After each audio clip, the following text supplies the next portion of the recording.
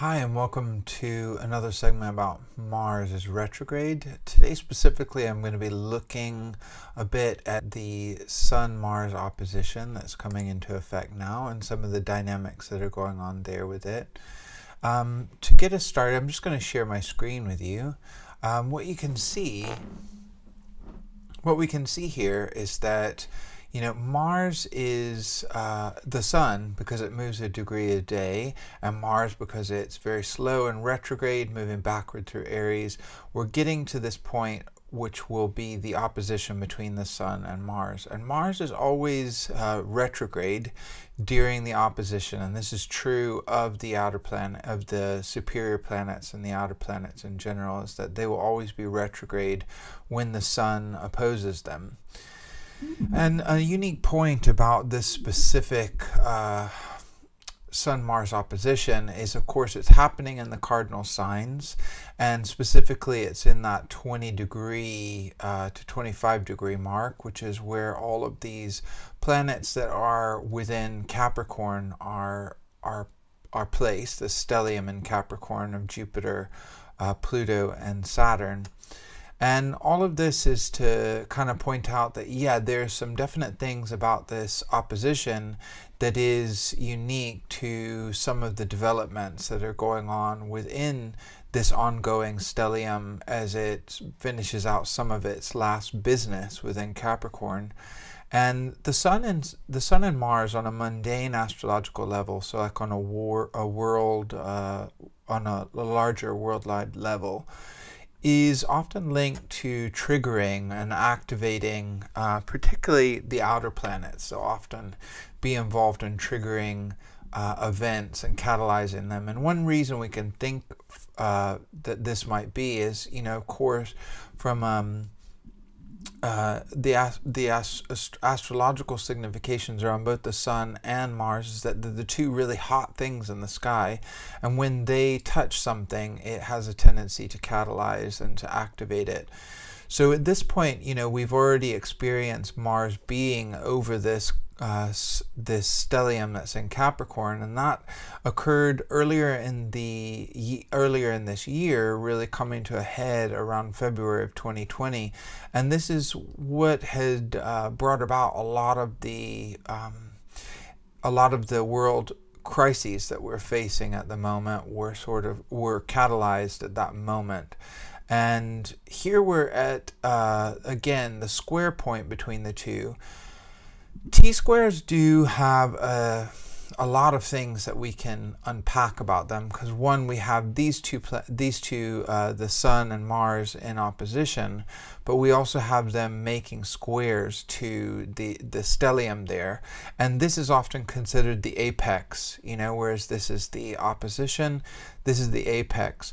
So there may be some ways in which the information, the significations of what these planets might represent for us natally and in our own local conditions that are maybe manifesting in a way that is different than we often think of it, with that Capricorn-Saturnian desire for restriction and control, potentially, or at least limitation and control, we might say, or control in general. In this case, there's some interesting points to say that within and depending on your view and how you work with it, the apex planets often will show the solution, and it's not an easy one necessarily because it's still a square, but where there is the challenge of it, there's a lot of reward, and there's something about these planets in Capricorn that do allow for us to have a solution, if you will, or a solve for the loggerheads that the Sun and Mars are at. So that may be relevant for your circumstances, or you may find it relevant for the world conditions at the moment.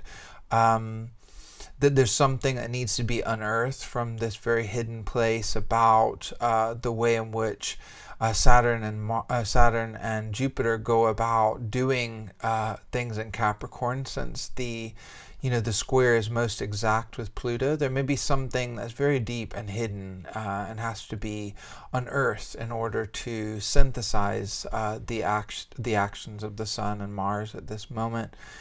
But just to make it a little bit simpler and to kind of bring us back around to where I'd like to take the conversation today, I just want to look first and foremost at the dynamic between the Sun and between Mars.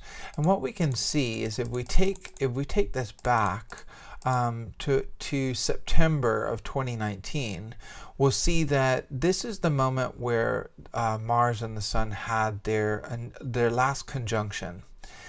And the reason that the conjunction is so important is because it really is representing the seed moment, if you will, in Mars's solar phase cycle. So as Mars moves forward to eventually be in the waning square, or waxing square, excuse me, the outgoing square, which we'll talk about. And now we're at that halfway point. We could almost think of this as the new moon cycle of Mars, and that the opposition being the full moon expression of this seed moment that is there. So the reason that this moment is so important is because it's a rebirth of the martial significations for at least this cycle that we're having to face by transit within our world. And what happens when when any planet gets really close to the Sun is obviously it enters a period where it's almost being purified, and everything of the last cycle is being burnt away. And when the Sun is within the inner sanctum, when the planet is within the inner sanctum of the Sun, it receives almost like its new mission, if you will, for the next bit of the cycle. So I'm interested. I've been trying to sit with it for a while, and I'm not saying that I have any firm conclusions around it at this moment. But I've been sitting with, if Mars represents the active forces that sort of drive us together and take us apart, and represent that active, bold expression that can be done in both courageous and then also in violent actions. I was curious, what does it mean to have had this cycle of this planet seated within the area of Virgo? And Virgo, of course, is ruled by Mercury, so that brings a type of curiosity and resourcefulness to that sign, and maybe to Mars's mission at this moment. But also, it places us in the realm of the practical because of it being an earth sign. There may also be an introverted quality to it, a more retrospective quality because it is a nocturnal sign. But yeah, I've been thinking about it. Also, the way in which this earth sign ruled by Mercury is so interested in detail and is interested in the kind of almost like, what does it mean to have a more active expression of this within our life that is more assertive? Maybe considering that in the broader cycle. Now, as we go forward, we can see that Mars eventually reached the waning, or the waxing square. I keep saying waning. The waxing square whenever the Sun was in Gemini and Mars was in Pisces, and this happened back in June of 2020. And the outgoing waxing square is often a desire to give shape or start to manifest whatever is seated at that moment. Dane Rudyard called it crisis of action. So there's a desire to sort of enact or to bring about, to manifest, test, or maybe even actualize the potentials that were within that seed prior. And we can see here, again, we're back to around this time that we're at now, which is that full moon phase of Mars where the Sun will oppose Mars. And when this happens, Mars will always be retrograde, as the same as I mentioned with the planets outside of Mars as well. And so this we're going to dig into, quite a bit more. And I guess a good place to start to think about with that is that, in terms of the place that I want to take the conversation is more around looking at some of the traditional ways that we might understand what's happening with Mars when it's in its retrograde cycle, but specifically when it gets to this opposition point, and what this may mean and entail for us in terms of more of an opportunity. What can we face at this moment, and what kinds of information might it be important for us to watch out for in order to continue to rework and refashion our relationship with the Martial while it is in its retrograde phase. So as I've mentioned before in other videos, I don't think that Mars is retrograde unless there's a reason in your own natal conditions. Maybe you're born with Mars retrograde. I've had a lot more time to adapt to working with Mars in this way, and this moment where Mars is retrograde, it feels maybe quite natural to you to go around to express that energy within your life. But for most of us, we're born without Mars retrograde, and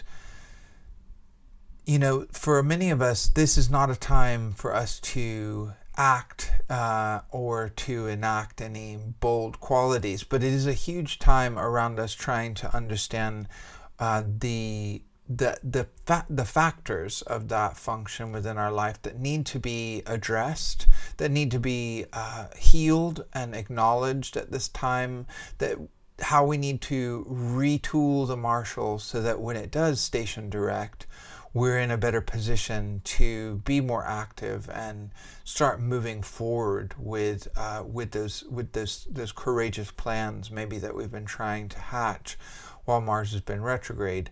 That being said, what is going on when Mars is retrograde? Two interesting things happen. Is that one, obviously, unlike Venus and Mercury, when Mars is retrograde is when it's coming to its opposition.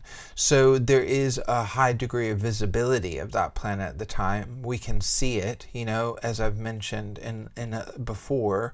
Mars becomes the Red Lord of the night and will really rule the night and show its presence very strong. It also comes brighter and brighter, and we know that this particular Mars retrograde, it's going to get closer to the Earth than it will be until 2035, and because of that, it becomes the second brightest thing in the night sky outside of Venus, if we don't count the moon, of course.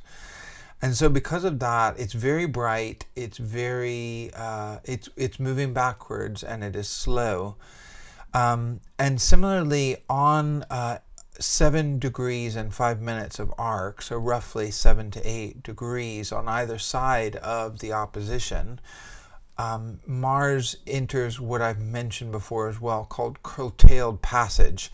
And when a planet is experiencing curtailed passage, it also means that they struggle because they're not making contact with the horizon and then all the way setting on the other horizon. It's almost like there'll be this moment where they're not visible in the sky due to the sun's light, and then they become visible, and then by the time they get to the other side, the sun's light again has outshined that planet, so it's not able to make contact with the Earth in the same way. So therefore we also see a difficulty in bringing about the manifestations, the grounding of, or the beginnings of that manifestation in a way that is sustainable. So again, all these things point to the fact that there's a high degree of visibility, there's a slowness to the planet this time, and the fact that it's not making contact with the horizon in its rise and fall, rise and set throughout the day, or excuse me, in this case, in the night. Here we have a few things going on. We should be able to really see what this martial expression means for us at this moment, what exactly we're reworking. It should appear red hot and bright, inflamed almost, if you will. And because of that, it should be really easy to see it. because it's retrograde, it's a perfect time to see it and learn from that information so that you can heal what that redness might entail, the wound in which that redness is around. Or it may be time to lance that boil, if you will. It might be time to face something about this, and in particular how this dynamic is required if we are going to find some synthesis between the Sun, our own sovereignty, and Mars, our ability to act and face those more courageous moments that we have to face.